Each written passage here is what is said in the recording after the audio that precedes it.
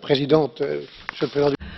Thank you very much, Madam President, President in Office of Council. The request of Madam President of the Commission, as many of you have said, you've all raised the issue of Brexit, and I would like to say a few words in response to what you have said. I'd like to observe, as many of you have, that it's the very first time that your Parliament has debated Brexit whilst knowing that it will really take place on the 31st of January now.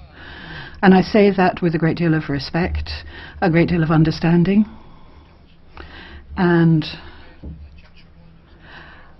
there were so many members that raised this issue, and I have a great deal of understanding for the points that were raised here. And there are many outside of the hemicycle as well that think with you that they wish that the UK could have remained in the Union. But we also express our respect for the choice of British citizens. Since the outset, ladies and gentlemen, our responsibility, our task, which was conferred upon me, was to respect the wishes expressed by a majority of British citizens, and as such to organise an ordered withdrawal in the interest of citizens, in the interests of the economy of the UK and Europe, and the interests of the future too, through a treaty which you're all familiar with now, because we built this together to a certain extent, and I would very much like to thank the Brexit steering group, all of the members that took part in that, particularly Guy Verhofstadt. We are now looking to the future again, and I remember what President Ursula von der Leyen said here on the 27th of November last. No matter what happens in the future, the links of friendship between our peoples will remain indestructible. And that's the line I think we have to adopt, ladies and gentlemen, for the future. That is what will help us to work together respectfully, ambitiously, on building a very strong strategic relationship with the UK. And that relationship will be based on an economic pillar, and we'll be working very carefully with Commissioner Phil Hogan and other commissioners involved in that, and a strategic partner as well. And we will be working on that as a priority with the new High Representative, Mr. Borrell.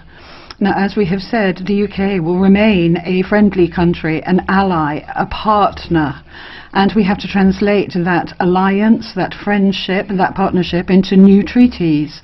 I would like to recall that the framework for this future relationship, very ambitious, was very specifically written down in the last 36 pages of the document that you have before you. And I would recall that this document, the political declaration, is a common one. Every word counts. Every word was agreed upon by us, not Boris Johnson, and every word counts once again. What would limit that ambition, ladies and gentlemen? Two things. One, time. Time. We do need time to translate this ambition into a treaty, into texts, and two, the divergences that may crop up between our interests and our objectives, and in particular the response that the UK will provide in future weeks to a question. The UK is leaving the Union. We respect that choice. It's not leaving Europe. Does it wish to distance itself, and to what extent, from our regulatory model?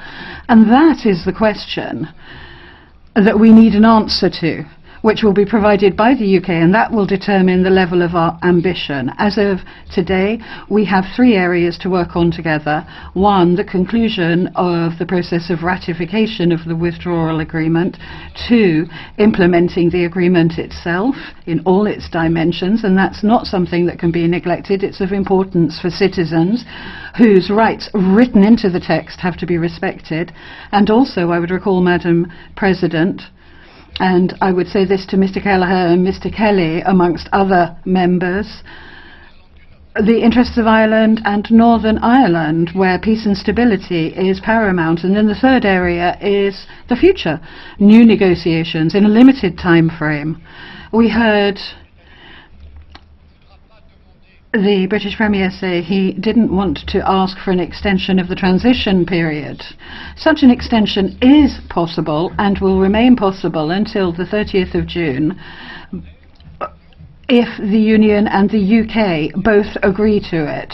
They can both agree or say no until the 30th of June, but that time is limited. So, if I continue to be very frank, in that limited time, it may not be possible to do everything, but we will do everything possible. But we will give it our all. Et donc, and so naturally, if what we want to deliver is a new roadmap covering all possible dimensions, then we need more time. And we would have to continue beyond the transition period, beyond 2020, to continue to work with British citizens and to negotiate. So I will enter into a last commitment under the authority of President van der Leyen and with the confidence of the President in Office of Council and yours. We will continue to work using the same method, the same level of transparency and frankness and dialogue with all of the commissioners involved and the services of the Commission. I would just like to say one last thing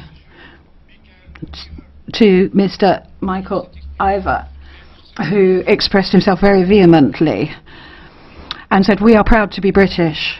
Obviously, we respect and understand that pride. But, Mr. Ivor, all of us here are proud of being patriotic. All of us.